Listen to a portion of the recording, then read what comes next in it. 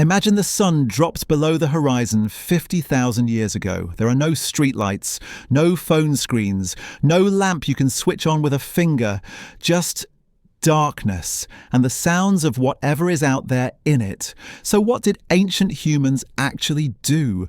Did they sleep the moment the light died? Did they sit quietly and wait for morning?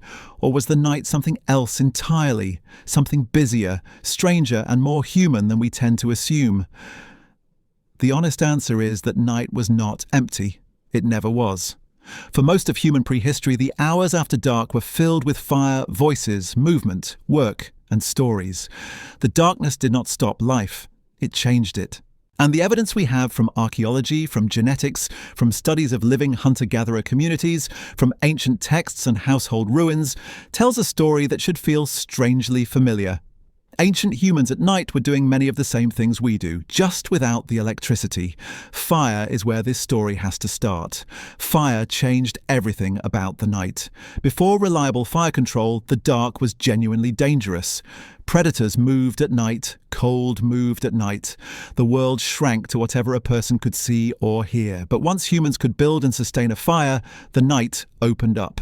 Warmth arrived, light arrived, and something else arrived too. A place to gather.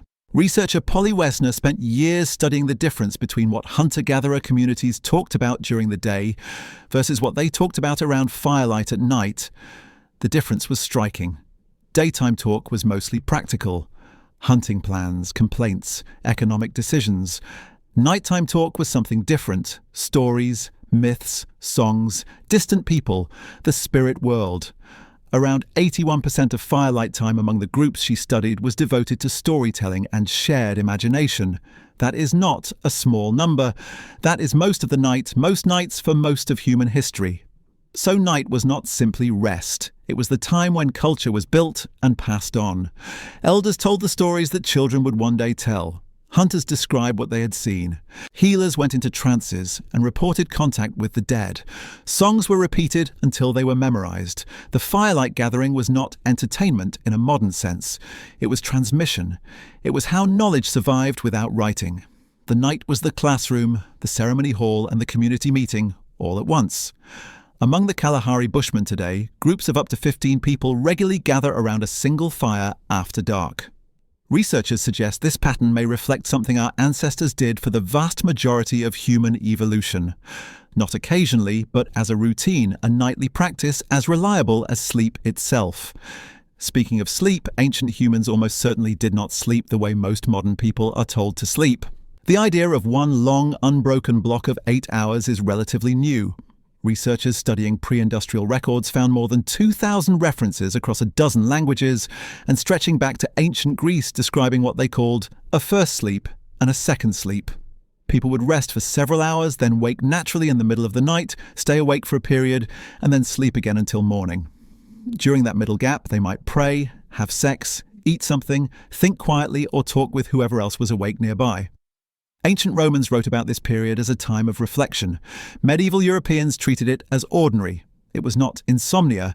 It was just how human sleep worked before artificial light pushed everything into a compressed schedule. The night had a rhythm. Ancient humans lived inside that rhythm rather than fighting it. Genetics adds another layer to this. Neanderthals, who diverged from the line that produced modern humans roughly 700,000 years ago, experienced wider swings in seasonal daylight across Eurasia. Researchers believe this may have produced more flexible sleep patterns in Neanderthal populations. Modern humans who carry Neanderthal genetic variants are statistically more likely to be early risers. That inherited tendency may echo something real. Neanderthal nights were shaped by cold, by changing seasons, by the particular pressure of surviving Ice Age winters where darkness lasted much longer than summer. Their relationship with night was not the same as that of humans living closer to the equator. Different bodies, different skies, different darkness. Night was also work. That may seem obvious, but the variety is worth appreciating. In Bronze Age Oman, farmers irrigated their crops after dark specifically to avoid evaporation in the daytime heat. In Iron Age Zimbabwe, metalworkers fired their forges at night for similar reasons. The sun was the problem, Night was the solution. In ancient Pakistan, at the site of Mohenjo-Daro over 4,000 years ago, the removal of waste from settlements was considered a nighttime task. In Polynesia, navigators used the stars to find their way across thousands of kilometers of open ocean, reading the sky the way others read maps. The Vikings used lamps burning fish oil and whale fat to push light into the dark interiors of their buildings. Night was not a pause from civilization. It was part of how civilization ran. Ancient Maya households were busy places after sunset. Women rose before dawn to relight hearths and begin grinding corn for the next day's meals. Politicians worked through the night, planning and debating. Kings scheduled coronations in alignment with the lunar cycle. Torches and clay lamps filled rooms with moving light and cast shadows on walls where people were still moving, still working, still making decisions. The idea that ancient people simply closed their eyes when the sun set is not supported by what we find when we look carefully at what they left behind. The archaeology of nighttime is its own growing field now, and what it keeps finding is activity. Hunting sometimes continued into darkness too. Ancient predators were most active at night, and some human hunters almost certainly matched that schedule. Guards watched fields and settlements. Sentries listened for sounds at the edges of camp. Certain ceremonies required darkness to function properly. In ancient Egypt, the night carried religious weight that daylight could not hold. Every sunset was understood as the death of Ra, the sun god. The dead travelled west. Darkness was a passage, not just an absence. Lighting a lamp in that context was not just practical, it was a statement about life continuing despite death. Lamps appear in royal tombs. Wicks appear in the illustrations on the Book of the Dead. Light in the dark was never purely functional. It was also a declaration. None of this means ancient nights were comfortable or safe. Darkness carried real risks. A fire that went out in winter could mean a very dangerous night. Predators did not respect the edge of camp. Illness was harder to manage in darkness.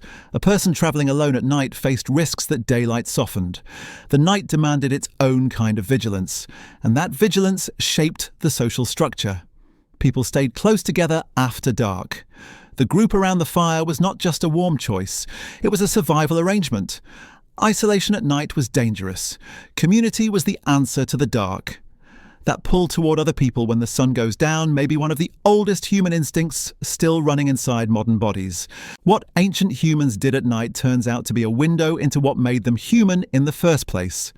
The stories told around fire carried identity forward across generations. The broken sleep patterns kept people alert during dangerous hours. The work performed in darkness fed families and built communities. The ceremonies held under stars connected living people to something larger than a single lifetime. None of it was random. All of it was deliberate. Night was not something ancient humans endured. It was something they used, shaped, and filled with meaning, long before anyone thought to call the resulting glow civilization.